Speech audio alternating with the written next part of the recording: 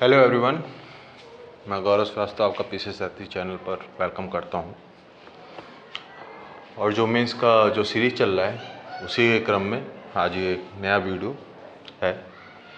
और जैसा कि मैंने पोस्ट किया था कि जिसमें मैं बता रहा हूं आपको कि जनसत्ता और इंडियन एक्सप्रेस न्यूज़पेपर में क्या क्या आर्टिकल्स आपके जो हैं वो पढ़ने हैं, वो मैं अपने टेलीग्राम चैनल और साथ ही साथ यूट्यूब में भी डालता रहता हूँ। तो आप उसको देख सकते हैं कि जो भी यूपीएससी और यूपीपीएससी से रेलेवेंट जो न्यूज़पेपर में आते हैं, मैं उसको कोशिश कर रहा हूँ कि आप लोग पहुँचा सको, सो दैट कि आपका जो समय लगता है पढ़ने में वो बच सके। ठीक है, इररिलेवेंट चीज़ों को छोड़कर आप जो रेलेवेंट चीज़ें हैं उन्हें पढ़ सकें। ठीक है, तो आज का जो है, आज के न्यूज़पेपर में था एल नीनो की बात चल रही थी। उसमें पहले फ्रंट पेज में था इंडियन एक्सप्रेस के, और साथ ही साथ जनसत्ता में भी दिया हुआ था। तो उसी को करंट और स्टैटिक पार्ट मिला कर मैंने ये क्वेश्चन फ्रेम किया है। और अगर आप देखेंगे प्रीवियस ईयर के क्वेश्चन, तो इसमें डायरेक्ट क्वेश्चन, इवन यूपीएससी में भी इस तरह के डायरेक्ट क्वेश्चन जीएस पेपर 1 में आपको देखने को मिलेंगे। ठीक है, तो चलिए शुरू करते हैं।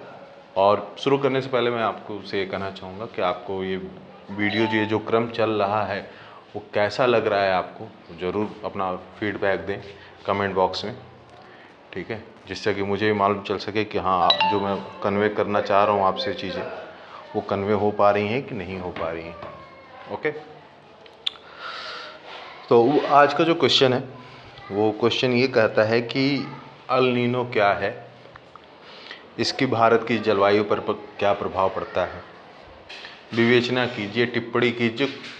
मतलब कि जो टर्म्स आते हैं, एनालाइज, कमेंट, ये सारे जो टर्म्स होते हैं उसमें आपको करना क्या है कि आप जो क्वेश्चन पूछ रहा है, जो उसका थीम है, उस थीम पे आप लिखें। और साथ ही साथ उस थीम के क्या दोनों पक्ष, मतलब कि लाभ और हानि उस चीज़ से क्या हो रहा है, ठीक है, उन दोनों चीज़ों को बैलेंस करके आप लिख ले बॉडी पार्ट में। और आफ्टर दैट कंक्लूजन एक पॉजिटिव नोट पर आप उसे कंक्लूड कर दें। ठीक है, तो ये एक स्टैंडर्ड स्ट्रक्चर बनता है। ठीक है, तो अब जैसा क्वेश्चन में कह रहा है अल नीनो क्या है, तो मैंने आपको हमेशा कहा है कि जो इंट्रोडक्शन पार्ट है उसमें आप दो तरीके से दे सकते हैं, क्या और क्यों के फॉर्मेट में। तो अगर अल नीनो को क्या फॉर्मेट में अगर हम कहें, ठीक है, अल नीनो क्या है, तो उसमें सिंपल सा हम कह सकते हैं कि जो असमान रूप से जो सतही जल के तापमान, जो मतलब समुद्र जो है, ठीक है, प्रशांत महासागर पूर्वी, ठीक है, पूर्वी प्रशांत महासागर में जो समुद्र की सतही जो जल है, ठीक है, वो जब उसमें असमान रूप से तापमान में वृद्धि होती है, ठीक है, तो उसे हम एल नीनो कहते हैं। ठीक है, एल नीनो को स्पेनिश वर्ड है। ठीक है, और इसको अगर कहा जाए तो इसका मीनिंग है लिटिल चाइल्ड, छोटा बच्चा। ठीक है, अब एल नीनो का हमने ये तो एक्सप्लेन कर दिया, ठीक है, कि इसमें क्या है, समुद्र की जो सतही जल का तापमान है वो बढ़ जाता है, और वो कहाँ होता है, प्रशांत महासागर में पूर्वी, ठीक है, इक्वेटोरियल पैसिफिक ओशियन में ये होता है। और इसका एक साइकिल है, साइकिल दैट मीन्स कि ये रिपीट करता है 2 से 7 साल के बीच में। ठीक है, अब जी जैसे आज के न्यूज़पेपर में आप देखेंगे कि आफ्टर 7 ईयर्स जो है आपका एल नीनो आया है, इस्टेब्लिश हुआ है। ठीक है, तो इसका एक साइकिल है जिसमें पहले एल नीनो आ गया, फिर उसके बाद ला नीना।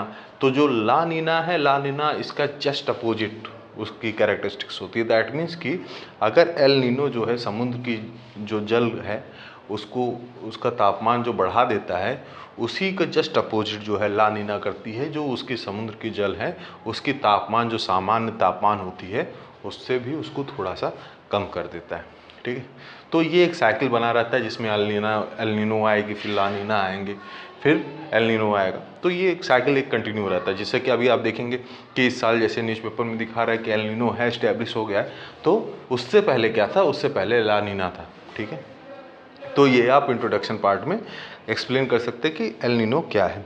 और सेकेंड बात कि अगर आप क्यों फॉर्मेट में देना चाह रहे हैं अपना इंट्रोडक्शन, तो उसमें आप ये बता सकते हैं कि किस तरीके से एल नीनो जो है वो ग्लोबल वेदर को अफेक्ट करता है।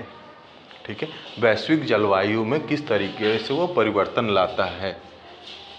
ठीक है, अब वैश्विक जलवायु में परिवर्तन क्या लाना है, वैश्विक जलवायु में परिवर्तन ये होगा कि जहाँ वर्षा होती है नेचुरली वहाँ वर्षा नहीं होगी, वहाँ सूखा पड़ जाएगा, और जहाँ वर्षा नहीं होती है वहाँ पर वर्षा हो जाएगी, वहाँ पे फ्लड आ जाएंगे, वहाँ बाढ़ आ जाएगी, बाढ़ जैसे कंडीशन हो जाएगी। जैसे कि एल नीनो के कंडीशन में अगर आप देखें तो ऑस्ट्रेलिया का क्या है, ऑस्ट्रेलिया ईस्टर्न जो पार्ट है, पूर्वी पार्ट है, वहाँ पर नॉर्मल जो है वहाँ पर बारिश होगी। ठीक है, नॉर्मल कंडीशन में जब एल नीनो नहीं इस्टेब्लिश होता है। ठीक है, और पेरू और आपके जो पेरू हो गया आपका और चिले हो गया, ये सारी जो हैं कंट्रीज जो साउथ अमेरिका कंट्रीज है, यहाँ पे आप देखेंगे यहाँ पे डेजर्ट भी आपको मिलते हैं, और वो डेजर्ट भी इसी वजह से हैं क्योंकि वहाँ पर वो बिकॉज ऑफ नॉर्मल कंडीशन वहाँ पर बारिश नहीं होती है। लेकिन जब एल नीनो इस्टेब्लिश हो जाता है तो ऑस्ट्रेलिया का जो ईस्टर्न पार्ट है वहाँ पे ड्राउट जैसी मतलब सूखा जैसी स्थिति उत्पन्न हो जाती है, और ऑन द अदर हैंड आपका जो पेरू चिले कंट्रीज जो हैं वहाँ पर क्या है, वहाँ पे वर्षा होने लगती है। ठीक है, तो मतलब कि जो नॉर्मल जो फिनोमिना है उसको जस्ट चेंज कर देता है एल नीनो। ठीक है, तो वैश्विक जलवायु में परिवर्तन कर देता है। अब भारत के परिप्रेक्ष्य में कहा जाए तो भारत में क्या है, भारत में ये सूखा की स्थिति उत्पन्न कर देता है। ठीक है, तो आप इन दोनों पॉइंट को अपने वर्ड्स में लिखकर आप इसको बता सकते हैं कि हाँ एल नीनो इसलिए ये है और ये इसकी बात इसलिए चल रही है। ठीक है, इसका महत्व क्या है ये आप अपने इंट्रो पार्ट में एक्सप्लेन कर सकते हैं। आफ्टर दैट जब आपने इंट्रो पार्ट दे दिया तो अब बात आती है बॉडी की। तो बॉडी में अब ये कहा जाएगा कि आपने एल नीनो तो एक्सप्लेन कर दिया, जो सेकंड क्वेश्चन है, ठीक है, भारत की जलवायु पर क्या प्रभाव पड़ता है इसका एल नीनो का। तो अब हम भारत मतलब यहाँ पर भारत इसमें स्पेसिफिकली उसने पूछा है कि भारत। ठीक है, तो हम क्योंकि हमारे पास वर्ड की लिमिट होती है, ठीक है, कोशिश करेंगे जो क्वेश्चन पूछा है, ठीक है, भारत में, तो भारत के परिप्रेक्ष्य में हम उसको एक्सप्लेन करेंगे, बॉडी में डालेंगे। ओके, तो देखते हैं बॉडी में क्या क्या हम पॉइंट्स डाल सकते हैं। ठीक, अब देखें, आपने अगर पढ़ा होगा या अभी आपने स्टार्ट किया होगा तो आपको एस्से के लिए भी बताया जा रहा होगा कि एस्से ऐसे ऐसे लिखना है। तो आप देखें कि एस्से में बहुत से डायमेंशन को टच किया जाता है। ठीक है, जितने डायमेंशंस आप कवर कर लें, ठीक है, किसी भी एक पर्टिकुलर टॉपिक के जितने भी डायमेंशंस आप कवर कर लेते हैं तो वो बहुत ज़्यादा मल्टीफेसेटेड वो एस्से बन जाता है, जिससे कि आपको जो एस्से है, ठीक है, वो रुचिकर हो जाती है, पढ़ने में भी इंटरेस्ट आता है जो एग्जामिनर होता है, उसी वजह से उसमें आपको अच्छे मार्क्स मिलते हैं। तो इसमें भी मैंने वो चीज़ कोशिश किया है कि इसको इंक्लूड करूँ ये डायमेंशन पार्ट, सो दैट कि आपको भी ये नया एक तरीका मालूम चले कि हाँ सिर्फ ये आप एस्से में उसको उस चीज़ को नहीं यूज कर सकते, आप जीएस पेपर में भी यूज कर सकते हैं, जहाँ जहाँ पॉसिबल है आप उसको यूज कर सकते हैं, so that to get maximum marks in your answers. ठीक है, तो अब जैसा बॉडी में आप देखेंगे तो बॉडी में पूछा है क्वेश्चन की सीधा कि एल नीनो का भारत पर क्या प्रभाव पड़ता है। ठीक है, तो इसका इम्पैक्ट, अब पहला पॉइंट जो है इसका मैंने कहा कि सोशल, ठीक है, सामाजिक तौर पर, ठीक है, एल नीनो का क्या प्रभाव पड़ेगा भारत में। ठीक, तो अब सामाजिक तौर पर देखा जाए तो पहली बात कहा जाएगा कि हमारी जो इस समय जनसंख्या है, आपने अगर न्यूज़पेपर फॉलो कर रहे होंगे तो हमने चाइना की जो पॉपुलेशन है, जो जनसंख्या है, उसको हमने सरपास कर दिया। दैट मीन्स कि हम सबसे बिगेस्ट पॉपुलेशन हो गई है हमारी। ठीक है, अब हमारी जो रैंक है वर्ल्ड में पॉपुलेशन में, पॉपुलेशन वाइज वो फर्स्ट है। ठीक है, तो 140 करोड़ की जनसंख्या हमारी हो चुकी है। ठीक है, अब 140 करोड़ की जब जनसंख्या हो चुकी है तो ऑब्वियसली जो फूड सिक्योरिटी, जो खाद्य सुरक्षा की बात होती है, या फिर वाटर सिक्योरिटी, जो पीने की पानी की सुरक्षा, ठीक है, इन सारी चीज़ों की ये समस्या उत्पन्न हो जाए। क्योंकि आप देखेंगे, मैंने अर्लियर आपको बताया कि जो एल नीनो होता है वो भारत में सूखा जैसी स्थिति उत्पन्न करता है। तो जब सूखा जैसी स्थिति उत्पन्न करेगा, ठीक है, तो आपकी फसल नहीं उत्पादन हो पाएगा, जो फसल नेचुरली उत्पादन होता था, बिकॉज मानसून आता है, मानसून की वजह से हमारी फसल की पैदावार अच्छी होती है। लेकिन जब मानसून ही डिले होगा या मानसून पूरी तरीके से नहीं आ पाएगा, ठीक है, जो बारिश चाहिए वो नहीं हो पाएगी, तो हमारी जो फसल की पैदावार है वो भी कहीं ना कहीं उस पर नेगेटिव इफेक्ट पड़ेगा, जिसकी वजह से अब 140 करोड़ जनसंख्या जो है उसमें जो व्यक्ति हैं उनके खाने पीने की दिक्कत हो जाएगी। ठीक। दूसरा आप देखें कि जो अभी रिसेंट का जो आया है इंडेक्स, वैश्विक भूखमरी सूचकांक, वर्ल्ड हंगर इंडेक्स, उसमें आप देखेंगे कि हमारी जो कंट्री का पोजीशन है वो 107 है, 107 है। तो आप देख सकते हैं कि किस तरीके से हमारी कंट्री में अभी भी जो भूखमरी की सिचुएशन है वो कितनी सीरियस है। ठीक है।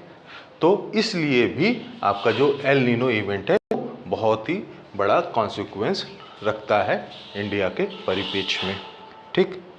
Now the third point is बहुआयामी गरीबी सूचकांक। आपने सुना होगा मल्टी डायमेंशनल पावर्टी इंडेक्स, जिसमें कि बहुत सारे डायमेंशंस में पावर्टी को कैलकुलेट किया जाता है, गरीबी को कैलकुलेट किया जाता है।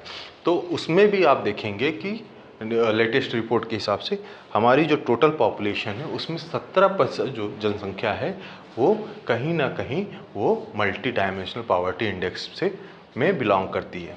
ठीक है। तो वो भी आपका एल नीनो की वजह से इम्पैक्ट पड़ेगा उस पर। ठीक। Now the next point is national family health survey का एक रिपोर्ट आता है, उसमें आप देखेंगे कि जो बच्चों की जनसंख्या है भारत में, ठीक है, उसमें आपके देखेंगे कि 35% जो बच्चे हैं उनकी जो कद है, जो उनका लंबाई होनी चाहिए वो रुक गई है, वो ठिगने हो गए हैं, जिसको आप 35% है। ठीक है। 35% जो चिल्ड्रेन हैं इंडिया में, उनकी जो लंबाई है जो होनी चाहिए वो नहीं है, उनकी लंबाई रुक गई है। ठीक है। दूसरा अंडरवेट, बिकॉज अल्पपोषण भूखमरी की वजह से, कुपोषण की वजह से उनके अंदर क्या होता है, अंडरवेट की भी सिचुएशन हो जाती है। ठीक है। और अंडरवेट में भी 32% चिल्ड्रेन की पॉपुलेशन बिलोंग करती है। तो आप ये देख सकते हैं, ये जो मैं आपको फैक्ट डाल रहा हूँ, ये फैक्ट इसलिए ज़रूरी होता है क्योंकि आप जो भी आर्ग्यूमेंट देते हैं उसमें ये सारे फैक्ट्स आप डालते हैं तो आपके आर्ग्यूमेंट में वजन आ जाता है। ठीक है। तो इस तरीके से आपको अपने जो फैक्ट्स हैं उसको भी बैलेंस करते चलना है। ठीक। अब देखें, अब कहा यह जाता है कि अगर व्यक्ति भूखा है तो उसका किसी चीज़ में मन नहीं लगेगा। तो आप रही बात शिक्षा की, ठीक है, तो शिक्षा कैसे आप वो कर पाएंगे, किस तरीके से एजुकेशन पे भी इम्पैक्ट पड़ेगा।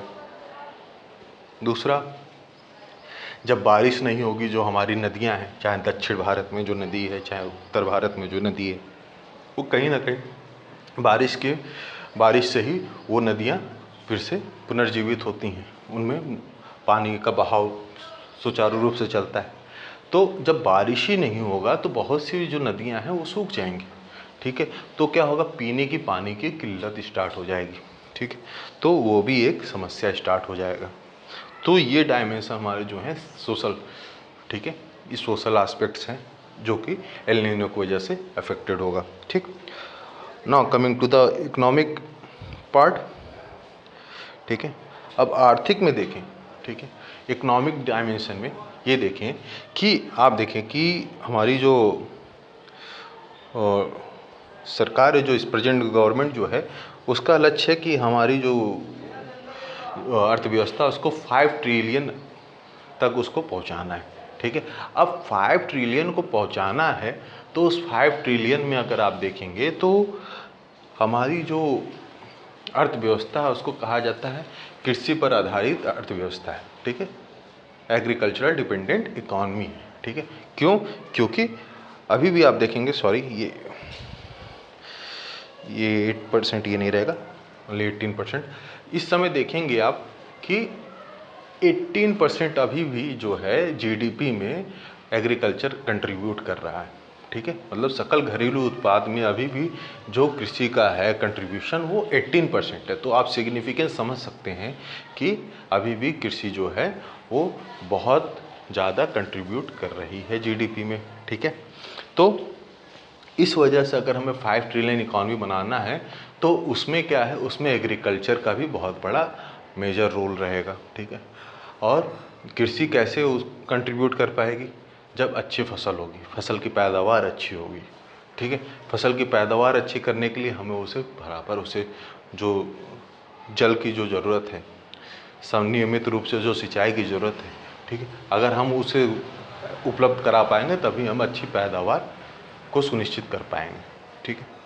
तो इसलिए भी एल नीनो की वजह से जब सूखा पड़ेगा तो कहीं ना कहीं कृषि की जो उत्पादन है वो भी अफेक्टेड होगी और हमारी जो टारगेट है 5 ट्रिलियन इकॉनमी बनाने का वो भी कहीं ना कहीं उस पर भी प्रभाव पड़ेगा, ठीक है। दूसरा, खाद्य सुरक्षा। खाद्य सुरक्षा मैंने अर्लियर भी आपको बताया कि खाद्य सुरक्षा में क्या कि जब आप सूखा पड़ेगा तो फसल की पैदावार कम होगी, फसल की पैदावार कम होगी, लेकिन हमारी जो जनसंख्या है वो तो बढ़ती जा रही है। तो क्या होगा, डिमांड और सप्लाई में मिसमैच हो जाएगा, ठीक है। डिमांड और सप्लाई में मिसमैच हो जाएगा और क्या होगा कि सिचुएशन हो सकती है कि हमें बाहर से भी जो है खाद्यान्न का वो आयात करना पड़ जाए, ठीक है। इसलिए एल नीनो यहाँ इस तरीके से भी इम्पैक्ट कर सकता है नेगेटिवली। थर्ड, अब देखें हमारी जो पॉपुलेशन है उसमें से 50% जो पॉपुलेशन है वो डायरेक्टली या इनडायरेक्टली जो है वो एग्रीकल्चरल एक्टिविटीज़ में इन्वॉल्व है। मतलब कि अपना जो लिवलीहुड है, ठीक है, जीविकोपार्जन के लिए जो वो काम करते हो कहीं ना कहीं वो 50% जो पॉपुलेशन है वो कृषि से ही संबंधित उनका काम है, ठीक है। तो कृषि से संबंधित जब काम है, अगर बारिश नहीं होता है, सूखा पड़ता है, तो ये जो 50% पॉपुलेशन है उनके पास खाने की पीने की सबकी समस्या हो जाएगी, ठीक है। तो अब जब उनके पास पैसे नहीं रहेंगे, अगर वो गरीब हो जाते हैं तो वो हमारी इकॉनमी में कंट्रीब्यूट नहीं कर पाएंगे, ठीक है। तो इस तरीके से भी आप ये सोच सकते हैं, ठीक। Now coming to the third point, third dimension is environment. अब इन्वायरमेंटल एस्पेक्ट भी देख लेंगे। जैसे मैंने बताया कि आप किस तरीके से सोशल इकोनॉमिक इसके इम्पैक्ट हैं एल नीनो के, उसी तरीके से एनवायरनमेंट पर भी क्या असर पड़ेगा। अभी आप लास्ट स्टडीज न्यूज़पेपर में आया है कि वो कनाडा में बहुत वो मतलब कि वहाँ पे फॉरेस्ट फायर की बहुत बड़ा वहाँ पे वन में जंगल में आग लग गया है, ठीक है। तो इस तरीके की सिचुएशन तब होती है जब ड्राउट की कंडीशन हो जाती है। आपको मालूम है ग्लोबल वार्मिंग की वजह से जो टेम्परेचर है वो राइज होता जा रहा है, ठीक है। तो फॉरेस्ट फायर के जो इंसिडेंट्स है वो बढ़ते जाएंगे, ठीक है। तो इस वजह से जो वनों में आग लगने की जो इंसिडेंट्स है वो बढ़ते जाएंगे। जब वन में आग लगेंगे तो जो वनों में जो जीव जंतु रहते हैं वो भी बेघर हो जाएंगे, ठीक है। तो उनकी भी समस्या हो जाएगी, रहने की समस्या हो जाएगी और जो इकोलॉजी है, जो पारिस्थितिकी तंत्र है, वो भी कहीं ना कहीं इम्पैक्ट उस पर भी पड़ेगा, ठीक।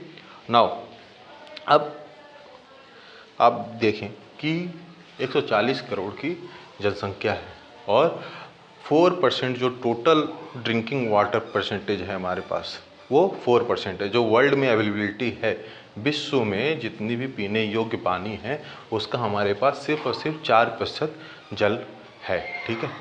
हमारी पॉपुलेशन बढ़ती जा रही है, 4% जल है, ठीक है।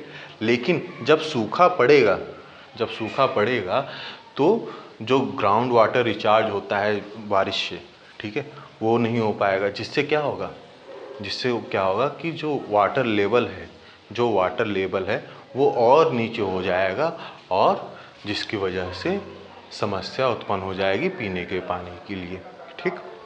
पानी पे हमारा जो नेचुरल रिसोर्स है, जो प्राकृतिक संसाधन है, उनका हम और ज़्यादा अत्यधिक दोहन करने लगेंगे, ठीक है, जो कि शायद वो सस्टेनेबल ना हो, ठीक है। अब आप देखें कि आपको मालूम है कि जैसे मछली जल में रहती है, लेकिन वो क्या है कि जो अगर टेम्परेचर थोड़ा सा भी राइज होता है तो बहुत ही ज़्यादा सेंसिटिव होते हैं वो। अगर टेम्परेचर थोड़ा सा भी राइज हुआ, ठीक है, टेम्परेचर थोड़ा सा भी राइज हुआ तो जो मछलियाँ होती हैं वो मर जाती हैं। तो आप देखें मत्स्य संपदा को भी नुकसान होगा, ठीक है। तो ये भी एक पॉइंट है, ठीक है। फिर अब जब ज़्यादा गर्मी पड़ेगा तो उसमें एयर कंडीशनर्स हम ज़्यादा यूज करेंगे, क्योंकि ऑब्वियसली जब बारिश नहीं हो रहा है तो गर्मी का पूरा सीजन पड़ा हुआ है तो उसमें हम एयर कंडीशनर यूज करेंगे। एयर कंडीशनर यूज करेंगे तो वो ओजोन होल और फिर ग्लोबल वार्मिंग का कहीं ना कहीं वो प्रभाव पड़ेगा उस पर, ठीक। तो ये पूरी तरीके से जो है आपका सोशल, आर्थिक और पर्यावरण, ये डायमेंशन है जो भारत में प्रभाव पड़ेगा बिकॉज ऑफ एल नीनो, ठीक है। अब आपने ये लिख लिया, आफ्टर दैट आप क्या करेंगे, कंक्लूजन डालेंगे। कंक्लूजन में आपको क्या करना है कि एल नीनो इज इनएविटेबल। अब देखें ये पर्यावरण से संबंधित है, आप इसमें कुछ नहीं कर सकते, ये साइक्लिक प्रोसेस है, ये आएगा 7 साल के बाद आएगा ही आएगा, ठीक है। लेकिन हम क्या कर सकते हैं कि हम जो एडवांस्ड टेक्नोलॉजी है, ठीक है, जो प्रौद्योगिकी की मदद से हम कर सकते हैं कि जो हाई यील्डिंग सीड्स हैं, ठीक है, ठीक, क्लाइमेट रेजिस्टेंट जो आपके सीड्स आते हैं, पेस्ट रेजिस्टेंट सीड्स जो आते हैं, जहाँ पे ऐसे सीड्स जहाँ पे आपको पानी जो है पानी कम देना पड़े, वो कम पानी में भी पैदावार अच्छी मिल जाए, तो इस तरीके से हमको करना पड़ेगा। दूसरा पॉइंट, जो एग्रीकल्चर है, हम सिर्फ चावल और गेहूं पर ही ना डिपेंडेंट रहें। अब जैसे कि ये साल आपका इंटरनेशनल ईयर ऑफ मिलेट्स है, ठीक है, तो उस तरीके का हम ज्वार बाजरा भी देखें जहाँ पे कम पानी की ज़रूरत पड़ती है इन सब फसलों में, तो इस तरीके से हम जो क्रॉप्स हैं उनको भी डाइवर्सिफाई, उनमें भी विविधता लाएँ, ठीक। दूसरा, मिक्स्ड फार्मिंग, मिक्स्ड क्रॉपिंग, मिश्रित कृषि, ठीक है, ये जो है आपका, इसको भी यूज कर सकते हैं, ये भी एक सस्टेनेबल है, कल्चरल प्रैक्टिस है। पर ड्रॉप मोर क्रॉप, ये गवर्नमेंट ऑफ इंडिया भी प्रमोट कर रही है कि आप कम पानी में आप ज़्यादा से ज़्यादा फसल के उत्पादन कर सकें। दूसरा, sustainable use of natural resources, जो आप देखेंगे सस्टेनेबल गोल्स है उसमें भी आप देखेंगे कि उसमें भी आउट ऑफ 17 गोल्स उसमें भी ये है कि हम जो नेचुरल रिसोर्सेज हैं उनका सस्टेनेबल वे में यूज कर सकें, ठीक। And lastly you can quote Gandhi ji. Gandhi ji ने कहा था कि ये जो पृथ्वी है वो सबकी आवश्यकताओं को पूर्ति कर सकती है, लेकिन सबकी इच्छाओं की पूर्ति नहीं कर सकती, सबकी लालच की पूर्ति नहीं कर सकती, ठीक है। तो ये आपका एक फॉर्मेट बन सकता है जिसमें आप सोशल, इकोनॉमिक, एनवायरनमेंट, ये सारे फैक्टर्स को आप ले सकते हैं और साथ ही साथ एक पॉजिटिव वे में कंक्लूड भी कर सकते हैं कि हाँ, इस तरीके से हमारा एल नीनो जो है वो नेचुरल फिनोमिना है, उसमें हमारी कुछ नहीं कर सकते, it is inevitable, but by using advance technology we can ensure that कि फूड सिक्योरिटी और वाटर सिक्योरिटी जो है, ठीक है, जो बेसिक एमिनिटीज जो हैं वो सारी चीज़ें हम इंश्योर कर सकें, सो दैट कि हंगर की या फिर ये वाटर की स्कार्सिटी ना हो, ठीक है। तो इस तरीके से आप क्वेश्चन को अटेम्प्ट कर सकते हैं, ओके। तो आज का ये सेशन कैसा लगा आपको, कमेंट बॉक्स में ज़रूर बताइएगा, और ऐसे ही मैं नेक्स्ट वीडियो जल्द से जल्द लाने की कोशिश करूँगा जो कि करंट और स्टैटिक पार्ट का मिक्सचर हो, okay. Thank you for watching this video, and if you like this video please subscribe my channel and also like this video.